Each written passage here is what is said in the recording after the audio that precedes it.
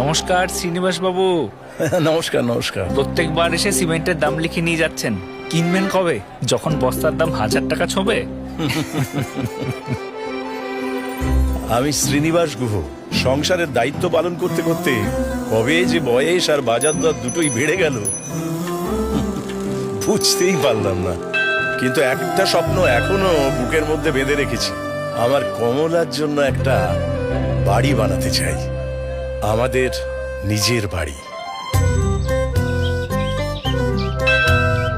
ঠাকুর মশাই, আপনাকে বলেছিলাম না যে আমার মেয়েদের কুষ্টিগুলো নিয়ে আসবো, তো এনেছি। ওদের জন্য একটু ভালো সম্বন্ধ দেখুন না। আচ্ছা, দেখে জানাবো মা।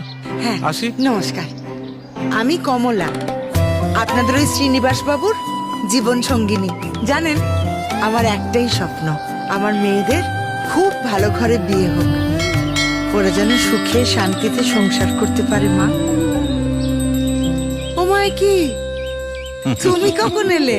ভাবলাম তুমি যখন মার কাছে কিছু চাইছই, তখন দুজনে একসঙ্গে চাই।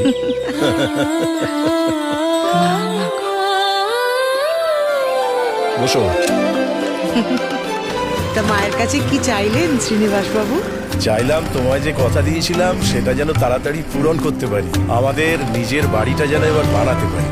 আগে আমাদের মেয়েদের বিয়ে হবে, ওরা সুখে সংসার করবে, তারপর তোমার স্বপ্নের বাড়ি। আমার নয়, আমাদের স্বপ্নের বাড়ি। আসছে নতুন ধারাবাহিক কমলা নিবাস জি বাংলায়।